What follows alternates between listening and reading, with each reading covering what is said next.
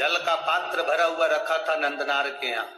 सेठानी को मालूम पड़ा कि नौकर के कमरे में जल का पात्र भरा हुआ रखा है, सुबह वो जल का पात्र लेकर जाएगा। पात्र को सेठानी ने ढोल दिया। सेठानी ने पात्र को ढोला। नंदनार को नहीं मालूम कि जिस पात्र में मैंने जल भरकर रखा था देवादिदेव महादेव को चढ़ाने के लिए, वो सेठानी ने ढोल दिया। नहीं मालूम। नंदनार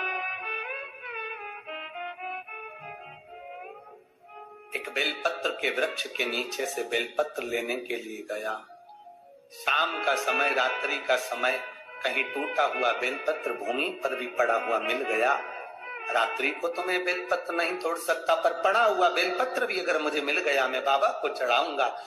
खेत की चिंता नहीं, 40 एकड़ खेत अगर ये हाँकेगा तो जा पाएगा।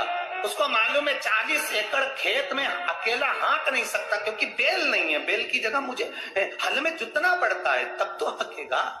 अब कौन, तो उसको मालूम है जा नहीं सकता, पर बेलपत्र तो लाके रख सकता हूं।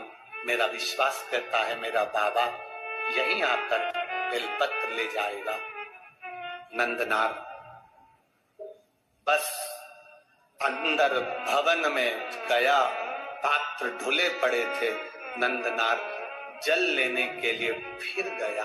रात्रि नंदनार जब जल लेने के लिए गया, सरोवर के द्वार पर सेठानी ने कुआं बावड़ी के दरवाजे पर द्वारपाल बिठा दिए कि इस बधुआ मजदूर को एक लोटा पानी नहीं मिलना चाहिए। नंदनार वापिस कमरे में आ गया। रात्रि भर नंदनार रोता रहा, रात भर रोया। सुबेरे सुबेरे 3:30 बजे 4 बजे रात को पूरे गांव में तहलका मच गया, हल्ला मच गया। लोग नंदनार का जय जय घोष करने लगे। गजब का नंदनार है रे। 40 एकड़ जमीन को नंदनार ने आधी रात को ही हाँक दिया। आधी रात को नंदनार ने 40 एकड़ जमीन को हाँक दिया। नंदनार तो हाथ में 2 पात्र, 2 कलश लेकर, 2 लोटे लेकर नंदनार रात भर एक खंबे से टिके हुए रोते हुए पड़े हुए थे। 40 एकड़ जमीन नंदनार ने हाँक दी। नगर में सूचना गई, सेठानी को सूचना गई, सेठ को सूचना गई। दोनों बाहर निकल कर आए। 40 एकड़ जमीन हाँकी हुई थी, उसमें बीज बोया हुआ था। सारे नगर के लोग आकर नंदनार को गले लगा कर कहते हैं, नंदनार तूने ये 40 एकड़ जमीन को एक रात में कैसे हाँक दिया? नंदनार की आंख में जल भरा था। देखा तो दोनों लोटे जल से भरे थे। नंदनार ने कहा, ये मैंने नहीं हाँकी, ये लोटा जिसने भरा है उसी ने ये जमीन हाँकी है। वो शिव है, शिव ओघड़ी। गांव के लोगों ने कहा, जाओ नंदनार, शंकर के मंदिर जाओ।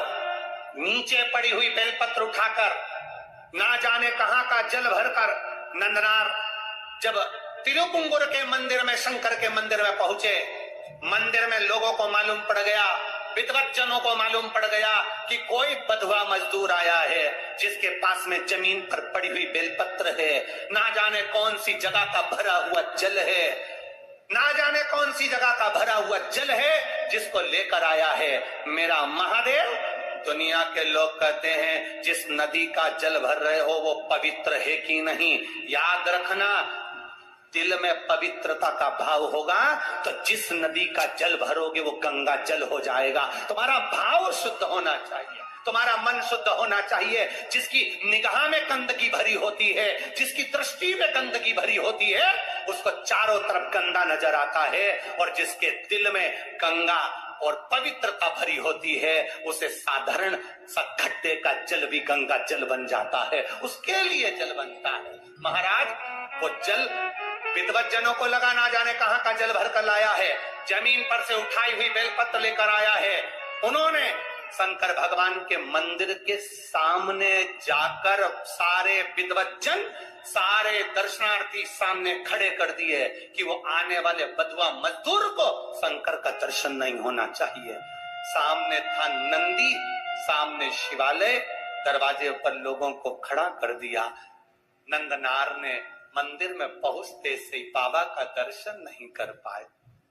दर्शन नहीं करा तो नंदी से कहा, बाबा जी नंदी से नंदनार कह रहे हैं, बाबा जी मुझे भोले बाबा का दर्शन नहीं हुआ, बाबा जी दर्शन करना है। इतने में तो नंदी ने कृपा कर दी। तिरुपुंगुर के मंदिर में कुंटलो बड़ा नंदी पत्थर का, पाषाण का, आप अंदाजा लगाएंगे तिरुपुंगर के मंदिर का अगर कभी जाके दर्शन करेंगे तो ये जो संगीत वाले बैठे हैं इनका मंच आगा कर दो, इतना बड़ा नंदी, और ऊंचाई लगभग आप अंदाजा लगाएंगे कि कैमरे मेमरे वाले जितने खड़े हैं टेबल पे इनको भी 1.5 और बड़ा कर दो, इतना बड़ा नंदी तिरुपुंगुर के मंदिर में है।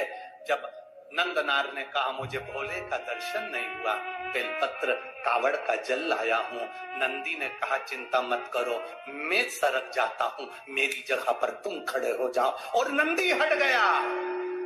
भारत की भूमि का वो मंदिर तिरुपुंगुर का, तमिलनाडु का वो मंदिर जहां आज भी शंकर भगवान के शिवलिंग के सामने से नंदी नंदनार के लिए पत्थर का मंदिर खसक गया था, और शंकर जी मंदिर से बाहर आकर कावड़ के जल को अपने ऊपर चढ़वा रहे थे। वो तिरुपुंगुर का मंदिर था, वो शिव का मंदिर। सहजता कहाँ है? शिव तत्व की प्राप्ति है शंकर की अविरल भक्ति, शंकर की अविरल भक्ति। आप दिल से उसको रिझाएंगे वो दिल से मिलेगा, आप दिल से उसको मनाएंगे वो दिल से मिलेगा। आपकी दृष्टि के अनुकूल सृष्टि की रचना है। आपके मन में पाप भरा है, कपट भरा है, छल भरा है, बेईमानी भरी, प्रपंच भरा, और त्रिपुंड लगाकर और खूब जोरदार कपड़े मपड़े पहनकर रुद्राक्ष की माला धारण कर भगवान को रिझाने का प्रयास करोगे, 24 घंटे बैठकर अभिषेक पूजन करोगे, मेरा महादेव प्रसन्न नहीं होगा। मेरे महादेव को प्रसन्न करने का एक तरीका है कि उसको दिल से रिझाओ। निर्मल मन सोमोहि पावा, मोहि छल छिद्र कपट ना भावा। भगवान को दिखावा प्रिय नहीं, भगवान को तुम्हारा भाव प्रिय है। और मेरा विश्वास करता है जितने भी भक्त ये कथा को सुन रहे हैं, जहां सुन रहे हैं, आप लोगों के हृदय में शिव समाया है, तो मेरा महादेव तुम्हारी झोली को खाली नहीं छोड़ने वाला, भरकर ही भेजता है। उसकी तात्विकता सुख, संत बन गया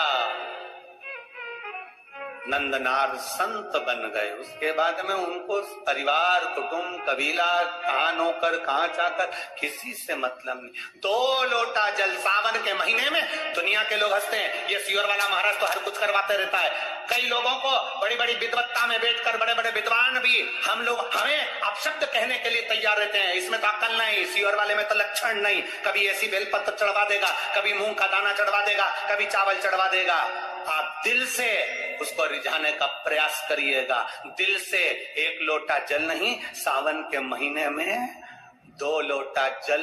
अगर नंदनार की कथा सुने हो, त्रिजटा की कथा सुने हो, अभी तो आगे चरित्र, जरा कांवड़ के चरित्र सुनिए तो। राम जी, माता जानकी जी कांवड़ चढ़ाने जा रही हैं, माँ जानकी स्वयं कांवड़ चढ़ाने गई, क्या जरूरत पड़ गई थी माता? उस जल के महत्व को पहचानो, सारी समस्या का हल 1 लोटा जल। और सावन के महीने में 2 लोटा जल। लोग हंसते हैं, कभी कनेर का फूल चढ़वा देता है महाराज, कभी दुर्वा चढ़ा देता है, कभी समी का पत्ता चढ़वा देता है महाराज। लोग बड़े बड़े आश्चर्य में पड़कर अपशब्द कहते, ताने देते हैं, बड़ी बड़ी पीठों पर बैठकर अपशब्द कहते हैं, निंदा करते हैं 24 घंटे। फिर भी हम निंदा सुनने को तैयार हैं। बस आपसे इतना सा निवेदन है कि मेरे महादेव की भक्ति मत छोड़ना, तो वो तुम्हें नहीं छोड़ने वाला। उसका स्मरण मत छोड़ना, वो तुम्हें नहीं छोड़ने वाला। जपते रहो पंचाक्षर मंत्र नमः शिवाय, जपते रहो षडाक्षर मंत्र ओम नमः शिवाय, जपते रहो श्री शिवाय नमस्तुभ्यम, जपते रहो राम नाम, जपते रहो कृष्ण नाम। तुम्हारे भीतर भगवान की अविरल भक्ति को प्रारब्ध से, आनंद से प्रवेश कराने का प्रयास करना, वो तुम्हारे भीतर बैठेगा, आएगा तुम्हारे भीतर, कर जाएगा।